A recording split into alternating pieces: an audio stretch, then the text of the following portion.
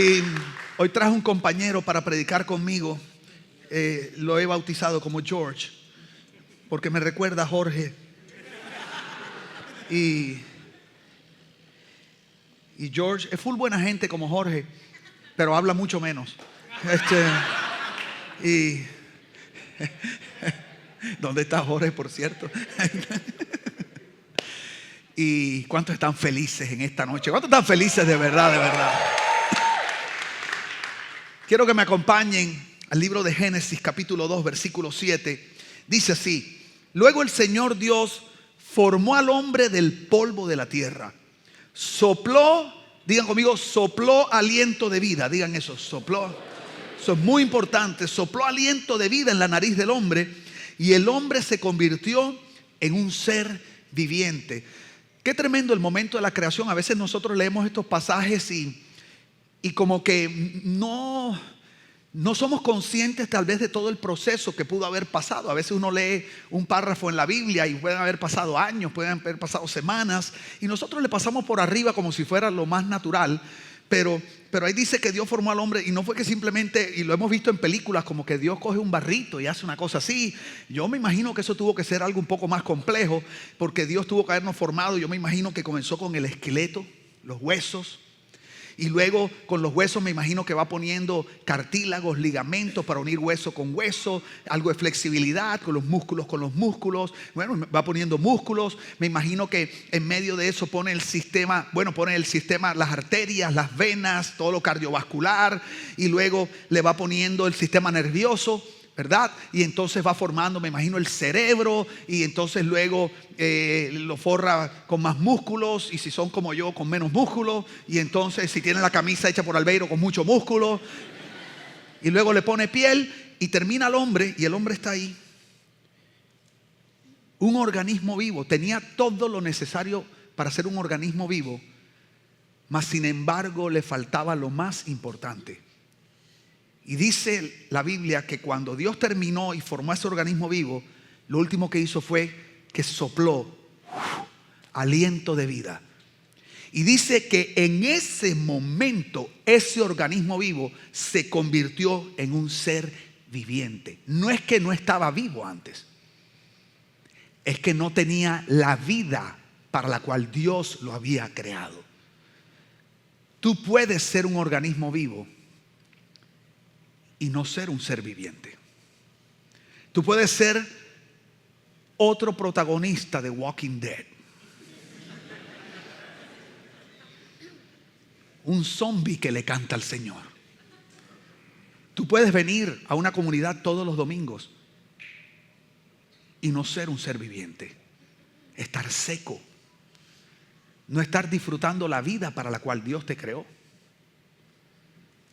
Porque la Biblia nos enseña que nosotros fuimos creados para tener una relación íntima, eterna con nuestro Padre Celestial. Esa es la razón de nuestra creación, tener una relación íntima. Ahí está el sentido de la creación nuestra. Ahí está el sentido de la vida. Y cuando uno habla de propósitos eternos, ¿no? Y hay gente que tiene propósitos eternos en el gobierno, y la gente manifiesta algunos propósitos en la empresa, y otros los manifestamos aquí. Y todo eso, empresa, gobierno, no es más que una extensión del propósito que tenemos como miembros de una comunidad. Al fin de cuentas, todos esos propósitos se resumen en una sola cosa: que Dios quiere utilizarnos para traer a otros, a reconciliarlos con Él, para que también sean seres vivientes. En últimas, ese es el propósito. El propósito no es tener éxito, el propósito no es tener dinero, el propósito es tener una relación íntima con Dios.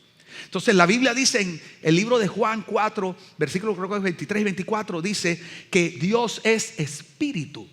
Y los que le adoran, o sea, aquellos que quieren tener una relación personal con Él, lo tienen que hacer en espíritu y en verdad. Entonces, como nosotros fuimos creados para esa relación personal con Dios, Dios nos tuvo que dar su misma esencia. Cuando la Biblia dice que fuimos creados a imagen y semejanza, lo principal y lo básico de esa frase es que somos seres esencialmente espirituales, porque Él sabía que Él tenía que crearnos con la capacidad de relacionarnos íntimamente con Él. Y Adán y Eva, su identidad, su felicidad, su gozo era un derivado de la relación íntima con su padre. Y ellos caminaban de la mano y en el huerto y tenían una relación preciosa. Y por eso en la vida de Adán y Eva no había miseria, no habían dudas, no había ansiedad, no había angustia, no habían depresiones. No era porque ellos habían tomado cursos, no era porque tenían psicólogos, psiquiatras, no tengo nada en contra de eso. Pero todas esas soluciones que nosotros tratamos de buscar no son sino el resultado de un hombre que está tratando de buscar lo que solo Dios le puede dar. Solo Dios puede darnos el verdadero sentido y significado de la vida. Cuando Adán y Eva pecaron, que Dios les dice: no coman de ese árbol porque ciertamente morirán. Ellos mueren espiritualmente, aunque quedan vivos físicamente, pero quedan muertos espiritualmente. O sea, pierden la capacidad de relación con Dios, porque Dios es espíritu y los que le adoran le tienen que adorar en espíritu. Y en ese momento quedan desconectados de lo que yo llamo la fuente de oxígeno, la fuente de vida. Esta palabra, aliento de vida, es la palabra en el hebreo que significa espíritu. O sea que básicamente lo que Dios hizo fue que formó al hombre, lo formó completo, un organismo vivo que podía caminar, podía existir. Pero lo último que hizo fue que sopló el espíritu. Nuestra vida está en el espíritu. Nuestra vida está en el espíritu. Por eso cuando Adán y Eva pecaron, aunque estaban vivos, o sea, siguieron siendo organismos vivos, murieron. Porque el que no tiene la vida del espíritu está muerto. Y aunque tú conozcas de Dios, si tu vida espiritual no está alimentada, aunque no estés muerto, vives como un muerto. Entonces yo les traje un compañero que va a predicar conmigo, George. George está en esta pecera. ¿Qué es una pecera? Una pecera básicamente es un hábitat artificial que el ser humano ha creado para poder deleitarse y disfrutar de la vida animal en la casa. Pero la realidad es que George no fue creado para vivir en esa pecera. Los peces fueron creados por Dios para vivir en su hábitat natural: los ríos, los lagos, los mares, etcétera, etcétera. Entonces, como nosotros queremos disfrutar a George, que hay dos maneras de disfrutarlo: lo puedes disfrutar visualmente o te lo puedes comer, lo puedes freír. Pero como queremos disfrutar a George y verlo y que los niños puedan jugar y tener una mascota que no se haga popó en la casa ni pipí, entonces compramos un pescadito y con eso tenemos a los niños contentos. Entonces nos hemos inventado esta pecera, que es un hábitat artificial, y lo que hemos tratado de hacer es simular el hábitat natural de George. Pero realmente su hábitat no es este. Entonces, ¿qué sucede? ¿Por qué George, su hábitat es el agua, los mares? Porque en el agua está el oxígeno que el pez necesita para vivir, porque el pez respira el oxígeno que está en el agua. Entonces, ¿qué sucede? Si nosotros tuviéramos una pecera sin este motorcito, que es el que le alimenta oxígeno a la pecera, y yo lo saco, George no se va a dar cuenta al principio. No se va a dar cuenta porque esa agua ya tiene oxígeno. Pero si yo no me meto eso pronto, el oxígeno del agua, George lo va a empezar a consumir. Y aunque al principio él no se da cuenta, a medida que pasen los minutos y las horas, George cada vez va a sentir que es más difícil respirar, porque cada vez va a haber menos cantidad de oxígeno en el agua. ¿Me estoy haciendo entender? Entonces, y si yo no meto esto, con el tiempo George va a morir, porque yo le he quitado, lo he desconectado de la fuente de oxígeno. Y si ustedes creen que es mentira, yo lo voy a dejar sin este oxígeno toda la enseñanza, y ustedes van a ver cómo George se va a ir cada vez moviendo menos. No, mentira. Entonces Adán y Eva básicamente quedaron desconectados de su fuente de oxígeno, de la fuente de vida, que es nuestro espíritu. Y por eso el mundo ha muerto.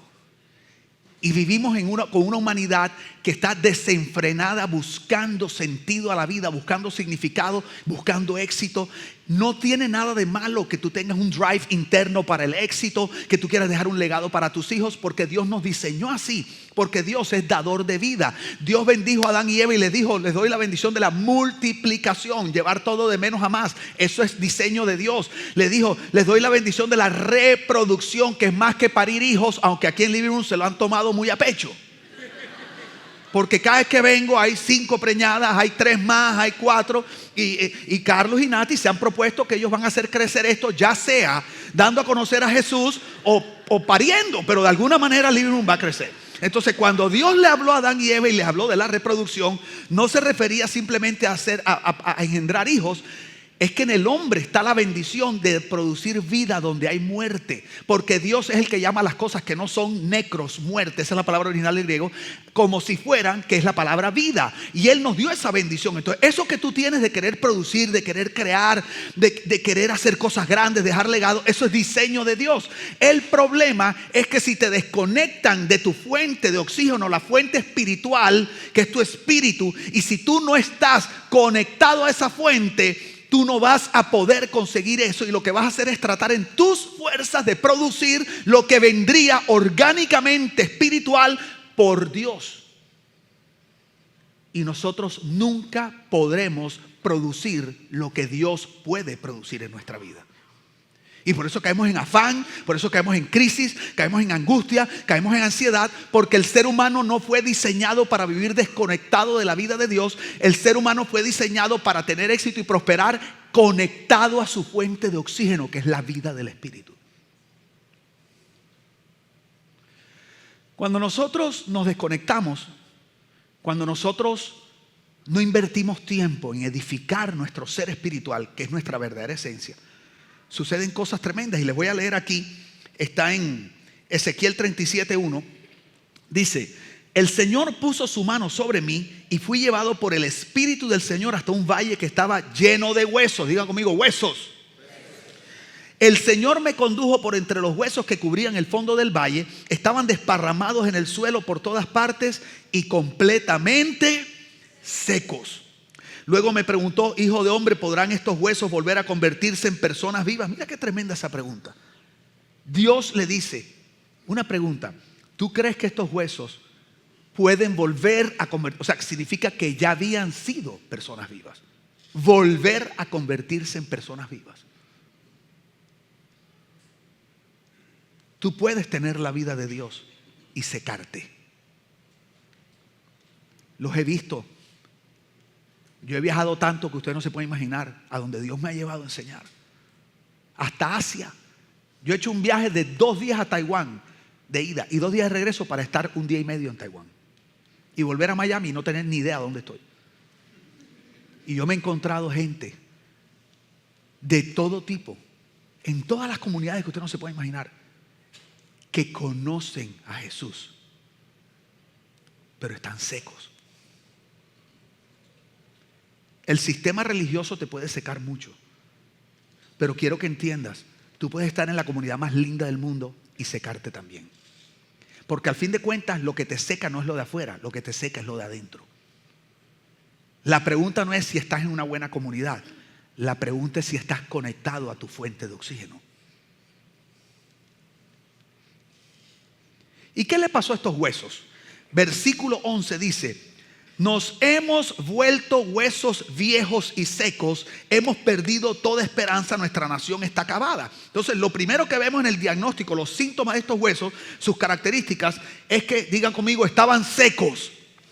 Estaban secos. La palabra sequedad es una palabra del hebreo que significa sin vida, y la connotación es una flor que está marchita. Como una flor que se le fue la vida porque la arrancaron y perdió la conexión a la vida de la flor que está en la tierra y se secó y se marchitó. Qué cosa tremenda. Hoy en día cuando un noviecito o algo le quiere mandar hacer algo romántico a la novia, lo que hace es que le manda un WhatsApp con un muñequito, o sea, el corazoncito, y tú vienes y lo guardas. Antes no era así. Antes le dábamos flores a las mujeres y tú le dabas un ramo de rosas y la mujer cogía una, la más linda, y la guardaba en un libro. Y la flor quedaba aplastada. Y esa mujer se le olvidaba esa flor. Y resulta que 5 años después, ay, mira este libro, ay, ¿qué es esto aquí? Y cuando abría la pobre flor ahí, ¿tú sabes? Así. Además de que estaba aplastada, estaba seca y marchita. Y la Biblia dice que la persona que no está conectada a su fuente de oxígeno, a la vida del Espíritu, que no invierte, se seca y queda marchito como una flor. Lo más tremendo de estas flores es que cuando tú las miras que están marchitas, secas, tú medio las tocas y se desmoronan, se deshacen. Y una persona que no está conectada con Dios como debe ser, cualquier crisis de la vida lo desmorona y lo deshace. No tiene la capacidad de aguantar los embates y las crisis de la vida porque no está conectado a su fuente de oxígeno. Lo segundo que vemos en este pasaje es que dicen: hemos perdido toda esperanza. Hay un dicho por ahí que dice que el que ha perdido la esperanza lo ha perdido todo, y yo estoy de acuerdo. Quiero que sepas algo, que yo creo que una de las razones que la sociedad y la juventud está como está hoy es porque es una juventud que vive sin esperanza. Yo creo que lo que el enemigo siempre va a querer hacer es quitarte la esperanza, es robarte la capacidad de creer todo lo maravilloso que Dios tiene para ti. La esperanza es la esencia de la fe. Hebreos 11:1 dice: es pues la fe la certeza de lo que se espera, la convicción de lo que no se ve. Entonces es como si tú tuvieras una torta de chocolate y tú tienes todos los ingredientes, el huevo, el azúcar, la harina y tal, pero no tienes chocolate. Tú no puedes hacer torta de chocolate sin chocolate, porque el chocolate es el ingrediente principal de un pudín. No torta, aquí no estamos entre cachacos, de un pudín de chocolate, de un ponqueala, de un pudín de chocolate. Pero como esto es una comunidad internacional, una torta, un cake, como dirían los cubanos, un cake de chocolate. Pues de la misma manera, la esperanza es el ingrediente principal de la fe. Tú no puedes tener fe sin esperanza. Por eso lo que el enemigo siempre va a tratar de hacer es robarte la esperanza, desconectarte, porque cuando te desconectas en tu vida espiritual y te empiezas a enfriar espiritualmente, empiezas a perder la capacidad de creerle a Dios, de creer en sus promesas, de creer que te puede volver a levantar, de creer que te puede restaurar, que puede restaurar tu matrimonio, de creer que puede restaurar tus finanzas. Y eso es un problema terrible, porque Dios nos promete, y lo que nosotros hacemos es, en fe, creyendo lo que Él dice, caminar en las buenas obras que Él preparó de antemano para nosotros que camináramos. Pero si tú no le crees a Dios, tú no vas a caminar, porque te vuelves como esa persona, ese futbolista que lo ponen a cobrar un penalti y el man es el propio, que es el que cobra los penaltis, ¡pam!, y lo bota. Y le ponen después a cobrar el penalti ahí definiendo el mundial, ¡pam!, y lo bota. Y después lo ponen a definir la UEFA, ¡tra!, y lo bota. Al cuarto le dicen: cobra el penalti. No, cóbralo tú. ¿Por qué? Porque si yo lo cobro, seguramente lo voy a... Y por eso los deportistas tienen psicólogos, para enseñarles a volver a creer en ellos mismos. Cuando tú pierdes la esperanza, lo pierdes todo, porque no tienes la capacidad ni la valentía para atreverte a tomar las decisiones que necesitas tomar para poder ver lo que Dios te ha prometido. Y así se ve a alguien que está desconectado de la vida espiritual. Mira qué tremendo. Deme un segundito.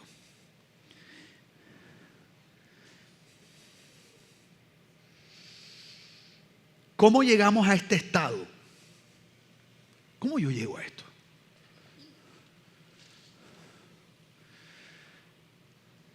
Uno, a veces en la iglesia sobre espiritualizamos todo. No, y una persona estornuda, chise. Oh, eso es un demonio de gripa, brother.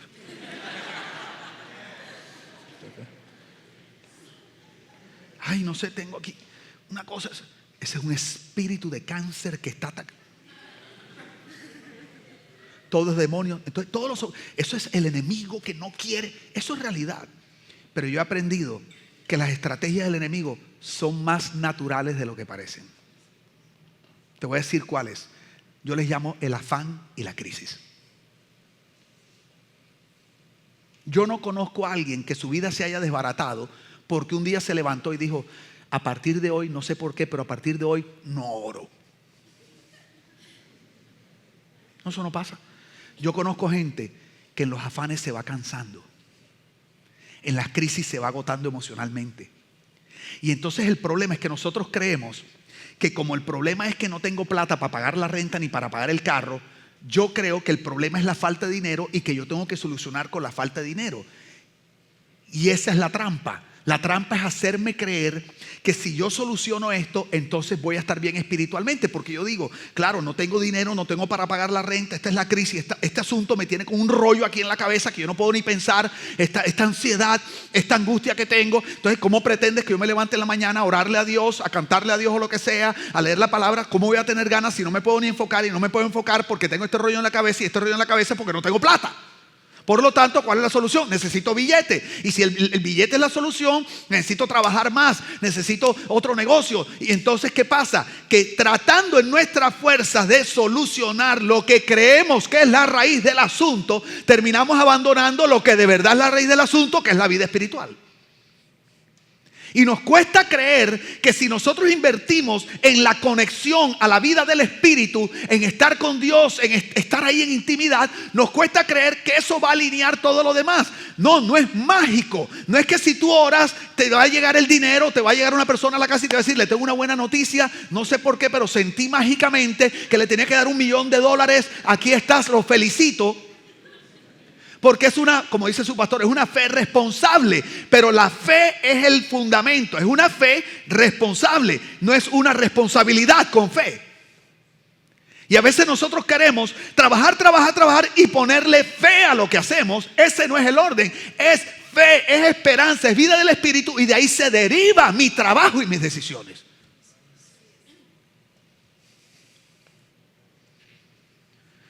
Y no queremos invertir tiempo con Dios. No hemos entendido que lo natural no tiene autoridad sobre lo espiritual. Lo espiritual tiene autoridad sobre lo natural. Si lo natural tuviera autoridad sobre lo espiritual, no habría gente mal, no habría gente quebrada, no habría gente miserable, no habría nada. Pero qué difícil es mantener ese orden de prioridades, precisamente porque estamos desesperanzados. Tú dices, tú me vas a decir a mí que voy a patear el penalti y va a entrar. Quiero decirte algo que no he dicho en las otras 2 experiencias. Y esto lo digo por el Espíritu de Dios. Yo percibo que aquí hay personas que están desesperados por la desesperanza que tienen.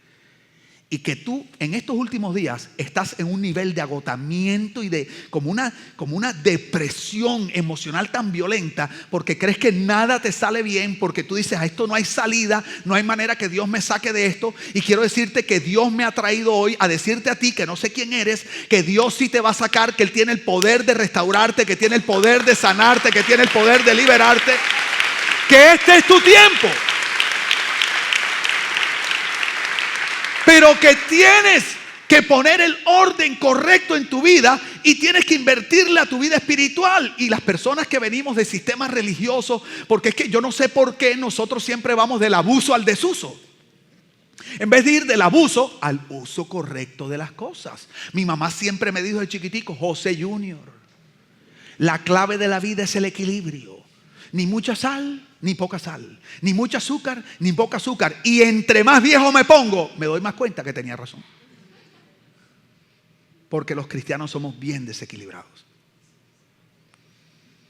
Somos como un péndulo que vamos de un lado a otro. Entonces tú tal vez vienes de un sistema religioso, de pronto tú dices que no aguanto más. Yo estoy aquí para decirte que no hay nada más importante que reconectarte con tu fuente de oxígeno, que es la vida espiritual.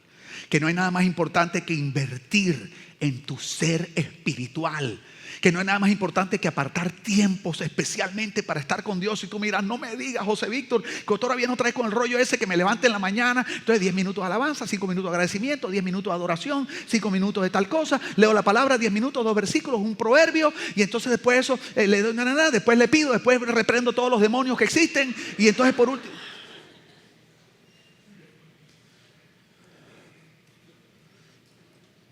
Mira, te voy a decir algo. Tú no puedes tener una vida espiritual saludable sin una estructura espiritual saludable.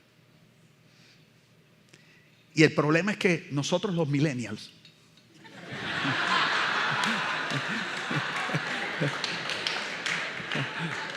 claro, dice la Biblia que Dios llama las cosas que no son como si fuesen, no. Nosotros los millennials, todo orgánico, nos gusta todo orgánico. ¿Cómo es tu relación con Jesús? Orgánica. Yo en el Espíritu soy como veleta al viento. Para donde sopla el Espíritu, para allá voy. Todo orgánico. Entonces todo quiere ser. Entonces, ay, mi amor, fíjate qué tremendo.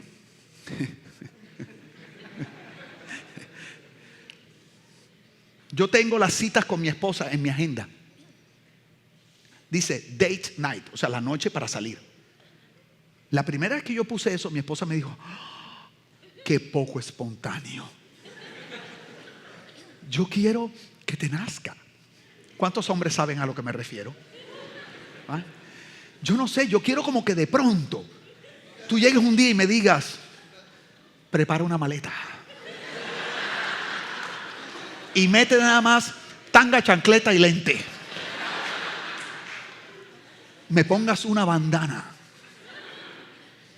y no sé, me saques y de pronto yo abra los ojos y ¡za! Aparezcamos en las Bahamas. Sigue soñando. Entonces, ¿qué pasa? Que como yo puse jueves en la noche, date night con Jessie, a ella le costó al principio entender que no es que yo no estaba siendo espontáneo, es que yo estaba siendo intencional. Si ves, ser intencional no significa que no soy espontáneo. Lo que significa es que he estructurado mi vida romántica con mi esposa, mi vida de compartir, porque entiendo que necesito tiempos a solas especiales para invertir intencionalmente en mi relación con ella y tener un intercambio de corazón a corazón emocional. Y si yo dejo eso a lo orgánico, espontáneo, cada vez vamos a tener menos citas y cuando venga a ver, todo lo que considero importante en mi vida va a consumir mi tiempo y no vamos a tener tiempo para nada. Entonces mira cómo es esto. Hace años atrás,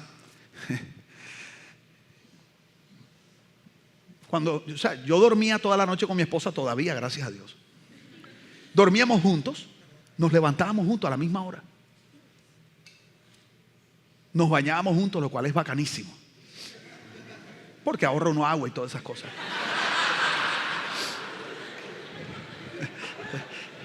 Desayunábamos juntos. Y qué mal pensados son ustedes. Desayunábamos juntos. Y nos íbamos juntos en el carro a la oficina. Y llegamos a la oficina donde trabajamos juntos. Y la oficina es una oficina chiquitica, de esas que tú tienes que salirte para que entren las llamadas. ¿Tú has visto? Una cosita así. Y tú entrabas a la oficina desde las 9 hasta las 2:30, ahí en la oficina metido, sí, trabajando todo el tiempo juntos. Vamos a almorzar, juntos a almorzar. En el carro juntos, al restaurante juntos, almorzábamos juntos y volvíamos a la oficina y nos quedábamos desde las 1:30. A veces, cuando son trabajos de estos, 7, 8 de la noche, no teníamos hijos todavía. Y ya terminábamos reventados, habíamos hecho todo y nos montamos en el carro juntos y vamos de regreso a la casa como misión cumplida. Y de pronto yo voy como contento, como wow, fue un día productivo. Y Jessie me miraba y me decía, mi amor, ¿te puedo abrir mi corazón? Y ya uno aprieta la cabrilla así. ¿Cuántos saben a lo que me refiero, hombres? Y me decía, no sé, pero yo me siento como que no he estado contigo hoy. Che.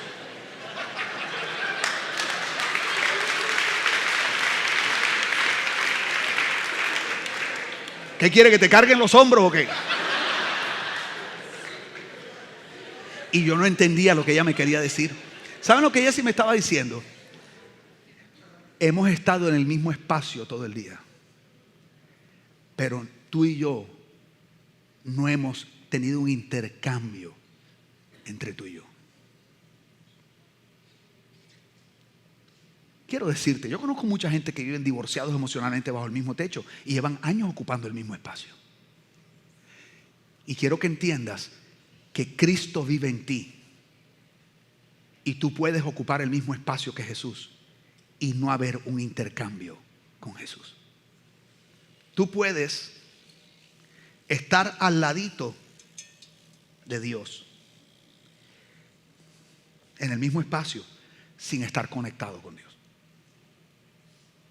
Y nos acostumbramos a funcionar y a producir sin la conexión, porque uno de los problemas más delicados que hay es que Dios nos ha dotado de dones tan tremendos al ser humano que hemos buscado la manera de continuar más o menos funcionando, tener un más o menos matrimonio, más o menos funcional, un negocio como que produzca, tener momentos y experiencias de alegría, aunque tengamos profundos valles de depresión y tristeza. Y entonces nos hemos vuelto unos malabaristas en la vida, entre los dones, los talentos, las responsabilidades y toda la familia, los hijos y todo este asunto, y nos mantenemos funcionando y estamos en el mismo espacio y venimos y adoramos un ratico y tenemos un momento. Y por eso algunos ven estas experiencias como una gasolinera, porque estás tan desconectado que cuando vienes aquí tú te enchufas al que está al lado y te enchufas a esta atmósfera y tú te cargas. Pero es nuevamente como si yo hiciera esto y le pongo esto por un ratito y lo pongo ahí en una experiencia de hora y 20 minutos,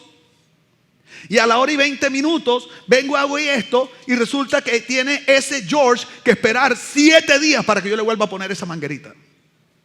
Y tú te sorprendes porque cuando va llegando el miércoles, el jueves, el viernes, de pronto como que ya no tienes la misma capacidad, y lo que no entiendes es que el oxígeno se está agotando, porque es como cuando tú subes en altitud de una montaña, entre más subes menos oxígeno hay, y te toca hacer más esfuerzo para poder tener más oxígeno. Por eso los equipos de fútbol de La Paz, Bolivia y todo eso juegan en la altitud, porque ellos saben que tienen una ventaja sobre los otros equipos. Y algunos de ustedes están caminando en unas altitudes tremendas sin oxígeno y tratando de defenderse en la vida, tratando de producir, tratando de ser felices. Y entonces vienes aquí y por eso tú amas este lugar. Tú dices, este lugar es hermoso, me encanta. Y quiero decirte que es maravilloso que te conectes aquí, pero el plan de Dios no es que tú vengas y metas esto por una hora y media el domingo y luego te vayas a tratar de hacer bocanadas de aire para ver si soportas, para ver si puedes discutir bien con tu esposa y no te dan ganas de descabezarla en el nombre de Jesús, para ver si puedes ver a tus hijos, no te dan ganas de rostizarlo como un pollo, tú sabes,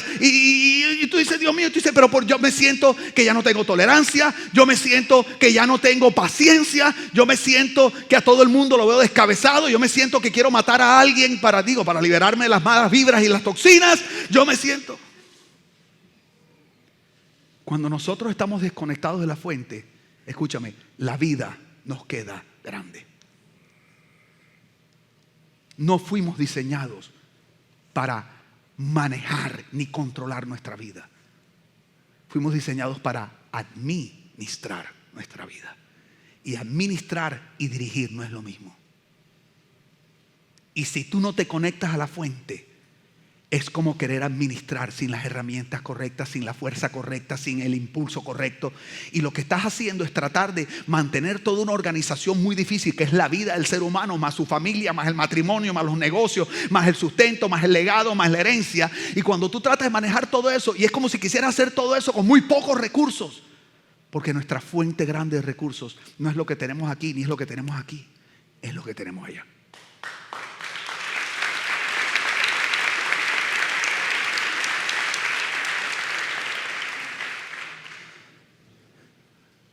Y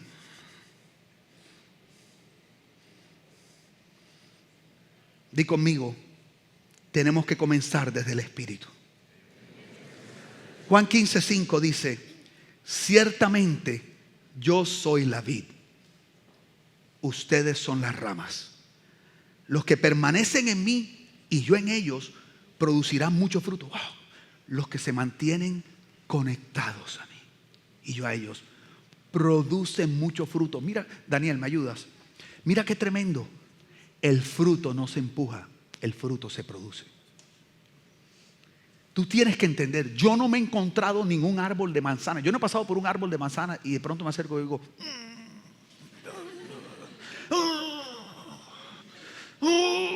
y de pronto, y sale la manzana.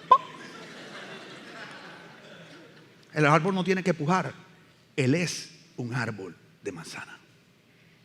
Ahora, si tú lo plantas en una tierra no fértil o lo destierras, aunque sea un árbol de manzanas diseñado para producir manzanas, no las produce. O sea que bien plantado no tiene que hacer nada, plantado y regado. Cuán bienaventurado es el hombre, dice el Salmo 151 y el Salmo 1. Cuán bienaventurado, después dice, será como árbol plantado junto a corrientes de agua, conectado, que da su fruto a tiempo y su hoja no cae, y en todo lo que hace prosperará. ¿Dónde estás plantado tú? ¿Estás plantado en tus recursos? ¿Estás plantado en tus fuerzas? ¿Estás plantado en tu apellido? ¿O estás plantado en Cristo?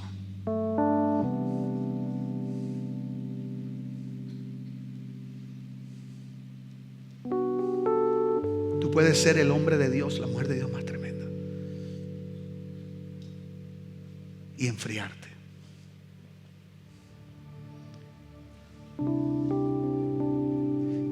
Y es que es tremendo, ven. Yo se lo digo por experiencia. Él está igualito ahí que aquí. Ahora, en 2 días no va a estar igual. Entonces nosotros empezamos a solucionar.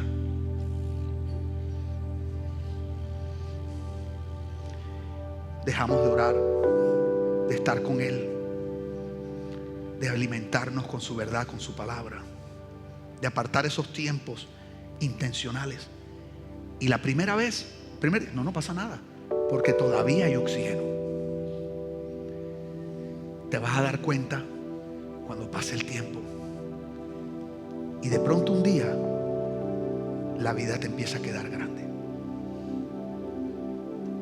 Pero como ha pasado tiempo, tú no logras ver ese hilo y trazarlo hasta el momento que decidiste desconectarte. Porque como han pasado días con el oxígeno que ya había, llega un momento que tú piensas que es el problema, que es fulano que te la tiene montada, que es tal cosa, que es el jefe, que tal. Y todo eso es para mantenerte enfocado en eso y que tú no tomes la única decisión que tienes que tomar, que es pegarte a la fuente. Yo me levanto estos días en las mañanas porque me tocó aprender esto muy fuerte hace muy poco. Termino con esto. Me hospitalizaron el sábado pasado. Tengo como una punzada aquí arriba del corazón, que la tengo ahora mismo. Y desde el jueves anterior me empezó la punzada y me empecé como a apretar. Y si me ven que estoy como que tengo un poquito de problemas para respirar, ustedes lo pueden ver aquí. Y una punzada el jueves bien ahogado, pero yo sufrí de asma de pequeño y a veces cuando hay cambio de clima me aprieto un poquito. El viernes más. Entonces me di un puff de eso, una bombita que tenía Jesse ahí, y yo nada, no pasó nada. Yo, wow. La mañana del sábado me hice una terapia respiratoria con albuterol y eso. Aparte que quedé así como trabado, acelerado, no pasó más nada. Ustedes saben que ese albuterol lo ponen así como, ay, entonces me recuerda a mis viejos tiempos antes de conocer al Señor. Cualquier parecido con la realidad es pura coincidencia. Y el sábado en la mañana íbamos para la playa y yo le dije a mi esposa, íbamos con los niños, mi hermano iba en su carro con los pelados. Yo le dije, yo me estaba ahogando, me estaba muriendo, y la punzada aquí, pero era un dolor aquí que me atraviesa hasta la espalda. Una cosa, yo sufro de cálculos renales, o sea, y me dolía más que los cálculos renales. Yo dije, esto está serio, y le dije, vamos para el hospital. Mandé a mis hijos con mi hermano para la playa y Jesse me acompañó al hospital y llegué a las 11 de la mañana llegué. Cuando le dije lo que sentía, me metieron de una, pam, pam, el corazón, la cosa, y entonces a los 10 minutos estaba yo en la habitación así ya con bata, conectado, suero, y yo decía, wow, ¿esto qué pasó aquí? Y de pronto, no, electrocardiograma, la mujer entra con el carrito, perdóneme, hay que llevarlo, hay que hacerle un sonoro. Entonces salen y lo cogen en la silla, en la cama, y con cama y todo, y yo así por todo el hospital mirando, hola, y sabes que yo no saludo casi, ¿no? Entonces, ¿sabes? Paré con Reina del Pueblo, ahí con el corazón, hola, ¿cómo estás? Ah, señora, ¿cómo estás? Chévere, tal. Dios te bendiga, tal cosa. Y voy por todo el hospital, y me llega entonces el sonograma como las embarazadas, pero tal, por aquí, por acá. Y yo vi a la mujer con, y yo, anda, Dios mío, que habrá encontrado la vieja esta cosa rara. Entonces vuelve para atrás otra vez y me dicen, otro electro. Y yo, pero van 2 ya, electrocardiograma otra vez, tal. Pero ¿qué ves? No puedo decirle yo, tiene que ser el médico. Ay, Padre Santo. Y de pronto entra y dice, hay que hacer otro sonograma. Dios mío, ¿esto qué es? ¿Qué habrán visto? Entonces vuelve otra vez y empiezan a pasar la hora. Cuando llegan, ¿sabes qué? Ahora hay que hacerle un MRI, una resonancia magnética de todo el vientre. Yo no sé si tú eres así como yo, pero cuando esa mujer me dijo eso y por 5ª vez me sacan del cuarto otra vez, yo dije, no, me estoy muriendo. La propia película, que Infinity War ni Black Panther ni nada, una vaina, yo dije, mierda, me morí. 7 horas. Y yo ahí ya así, yo medio conmovido, y entra la enfermera con un potecito. Dice, bueno, señor Duggan, después de hacerle todos los exámenes, hemos encontrado que está un poquito bajo en potasio. Pero digo, ¿cuán bajo? Dice, bueno, el nivel de abajo de potasio es 3.5. Usted está como en 3.3, 3.4. Yo digo, ¿usted me quiere decir a mí que yo llevo 7 horas metido aquí, que me he hecho 2 o 3 electrocardiogramas, 2 sonogramas, una resonancia magnética, y usted me está diciendo ahora a mí que lo que encontraron estoy bajo en potasio? ¿Por qué no me dijo esa vaina antes y me como un guineo en la casa en vez de venirme acá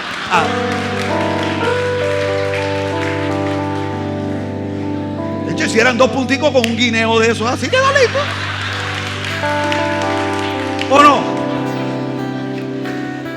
Y yo le digo, ¿pero qué pasa con la punzada en el corazón? No me diga que es potasio.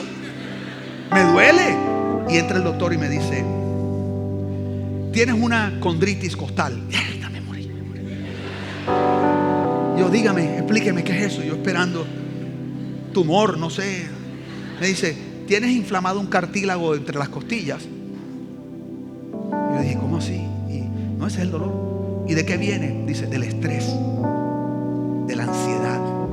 Y tu apretazón es la ansiedad. Yo decía, no puede ser, yo siento. Mira, no, por eso no te funcionó el puff ni la terapia. Tú no tienes nada.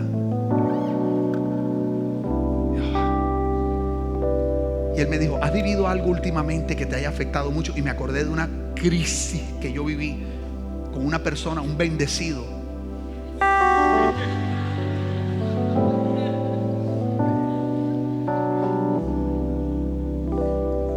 Ustedes no saben quién era yo antes de conocer a Cristo.